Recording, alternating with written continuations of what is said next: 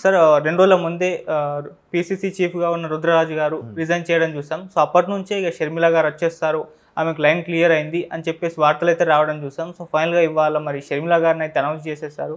మరి ఎలా ఉండబోతున్నాయి ఏపీ రాజకీయాలు మున్ముందంటారు? ఎలా ఉండబోతున్నాయంటే ఒకటి మాత్రం వాస్తవం అండి. TDP mania, TDP Janasena mania బాగుంది. వైసీపీకి ఇబ్బందికర పరిస్థితులు అన్నట్టుగా అందరూ మాట్లాడుకుంటున్నారు. దానికి మరికొద్దిగా ఆద్యం పోసేలాగా ఉంది ఈవిడ పీసీ చీఫ్గా ఉండడం. ఎందుకంటే ఇంతకుముందే యూట్యూబ్లో కూడా చూశాను, ఒక 2-3 సీనియర్ పాత్రికేయుల జర్నలిస్టుల విశ్లేషణ. అక్కడ షర్మిల గారు ఆంధ్ర రాజకీయాల్లో కీలకం అవుతారు అని వచ్చిన నేపథ్యంలోనే చాలా ఇబ్బందులు ఎదుర్కోవాల్సి వస్తుంది వైసీపీ అని కూడా వచ్చింది. దానికి ఇవాళ ఒక పాత్రికేయుడు డైరెక్ట్గా ఎలా మాట్లాడుతున్నారంటే, సొంత పార్టీలో వాళ్ళే, సొంత కుటుంబ సభ్యులే, వైఎస్ఆర్ కుటుంబ సభ్యులే వైఎస్ఆర్ పార్టీలో ఎమడలేకపోయి బయటికి వెళ్ళిపోతున్న నేపథ్యంలో ఇంకా మిగతా వాళ్ళందరూ ఎందుకు ఉంటారు, ఎందుకు ఉండాలి అనే క్వశ్చన్ రైజ్ అవుతుంది.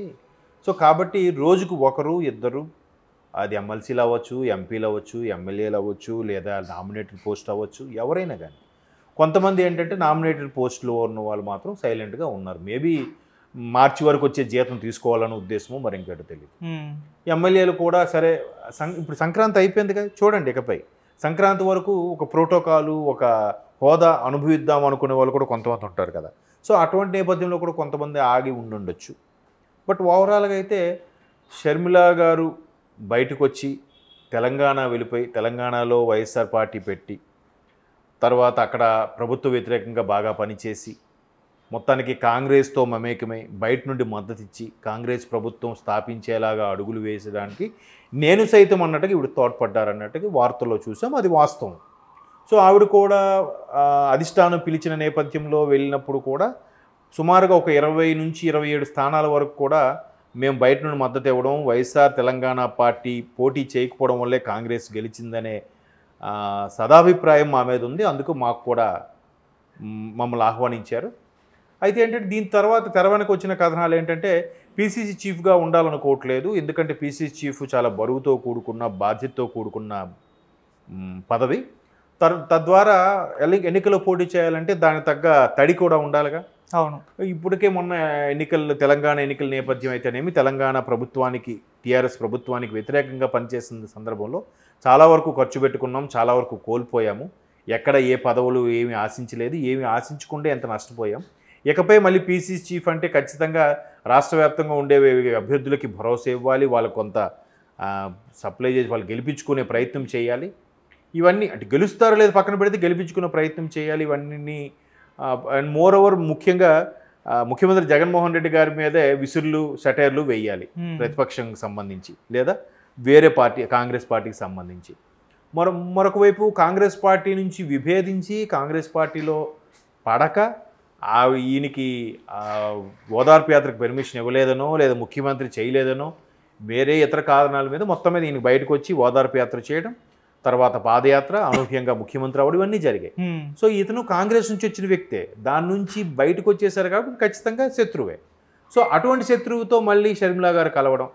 మరోవైపు వైఎస్ఆర్సీపీ గౌరవ అధ్యక్షురాలుగా ఉన్న విజయమ్మ గారు కూడా పార్టీకి రాజీనామా చేసి షర్మిల గారితో పాటు తెలంగాణ వచ్చి తనకు మద్దతుగా ఉంటాను, ఎన్నాళ్ళు కొడుకు మద్దతుగా ఉన్నాను, ఇకపై బిడ్డతో ఉంటానని కూడా స్టేట్మెంట్ ఇచ్చారు.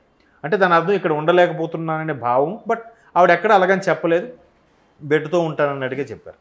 సో ఇప్పుడు కూడా ఆవిడ బిడ్డతోనే ఉన్నారు. ఎందుకు, మొన్న షర్మిల గారి అబ్బాయి పెళ్లికి సంబంధించి శుభలేఖని, మొదటి శుభలేఖని ఇడుపులపాయలో రాజశేఖర రెడ్డి గారి సమాధి మీద ఉంచినప్పుడు కూడా విజయమ్మ గారు ఉన్నారు అక్కడ. సో అక్కడ కూడా నేను బిడ్డతో ఉంటున్నానంటగానే సంకేతాలు ఇచ్చారు. సో రకరకాల వార్తలు వినిపించాయి, సోషల్ మీడియాలో కూడా చాలా వైరల్ అయ్యాయి. జగన్మోహన్ రెడ్డి గారికి వెళ్ళి పిలుస్తారా, పిలవరా, పిలిస్తే వస్తారా, రారా అని. సో ఈ పీసీసీ చీఫ్ అయితే ఇంత తలకాయ నొప్పులు ఉంటాయి కాబట్టి ఈవిడ వద్దన్నారని, దానికి ప్రస్తుత తెలంగాణ ముఖ్యమంత్రి రేవంత్ రెడ్డి గారు పూర్తిగా మద్దతు ఇచ్చి, లేదు మీ వెనక నేను ఉంటాను, మిమ్మల్ని నడిపిస్తాను, ఆంధ్రాలో మరలా కాంగ్రెస్ని బతికించుకునే ప్రయత్నం చేద్దాం, దాన్ని మళ్ళీ రెపరెపలాడించే ప్రయత్నం చేద్దాం, మీ వెనక అయితే ఫండ్గా కానీ, దానికి అవసరమైన ఫండ్ కానీ, రాజకీయం కానీ అన్ని రకాలుగా నేను మద్దతు ఇస్తానని చెప్పడంతో ఈవిడ మరలా ధైర్యం చేసి పీసీ చీఫ్గా ఒప్పుకున్నట్టుగా దానికి మనం చాలా కథనాలు కూడా చూసాం.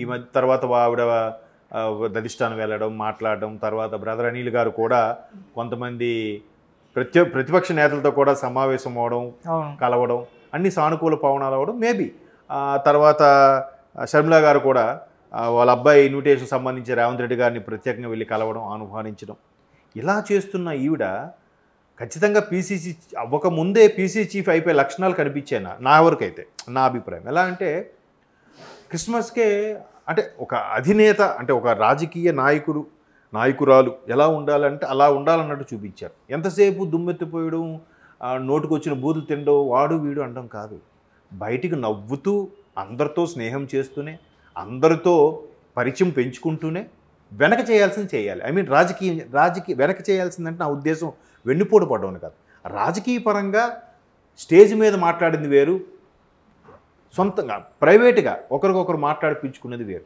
ఆ రెండింటికి వేరియేషన్ ఉండాలి. అదే రాజకీయం అంటే. అవును. ఇక్కడ తెర మీద అదే, బయట అదే, అన్నిట్లోనూ ప్రతి దగ్గర కూడా ఎడమొహం పెడమొహంగా ఉండి తిడితే అదేం రాజకీయం అంటే కాదు కదా. దానిలో బట్టి రాజకీయం అంటారు దాన్ని కదా. కాబట్టి ఆవిడేం చేసింది, క్రిస్మస్ కూడా లోకేష్ గారికి గిఫ్ట్ పంపించడం, మొన్న వాళ్ళ అబ్బాయి పెళ్ళికి ప్రత్యేకంగా ఇప్పుడు శుభలేఖ పంపించేస్తే కాదా, ఆవిడే వెళ్ళి ఆహ్వానించిందిగా చంద్రబాబు నాయుడు గారిని, ఖచ్చితంగా కూర్చొని సుదీర్ఘ మంతనాలు జరిపిందిగా.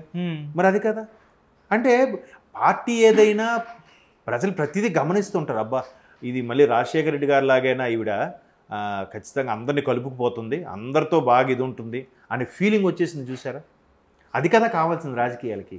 ఇప్పుడు కాకపోతే నెక్స్ట్ మళ్ళీ ఎలక్షన్కో, మళ్ళీ ఆపై ఎలక్షన్లకో ఖచ్చితంగా ఒక ఊపు, ఒక క్రేజ్, ఒక అధికారం, ఒక పవర్ తెచ్చుకుంటుందని అనిపిస్తుంది ఆవిడ బిహేవియర్ అది చూస్తే తెలుస్తుంది కదా. ఓకే, చంద్రబాబు నాయుడు గారు శత్రువా?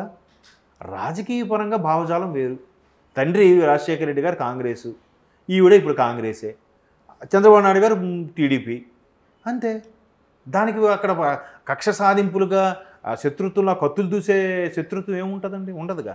సో ఆవిడ అవన్నీ దాన్ని ఎలా చెప్పాలి, చిన్న వయసు అయినా మంచి చక్కగా మేళవించి అన్నీ చూపిస్తున్నారు ఆవిడ. అది ఎంత మంచి పరిణామం కదండి.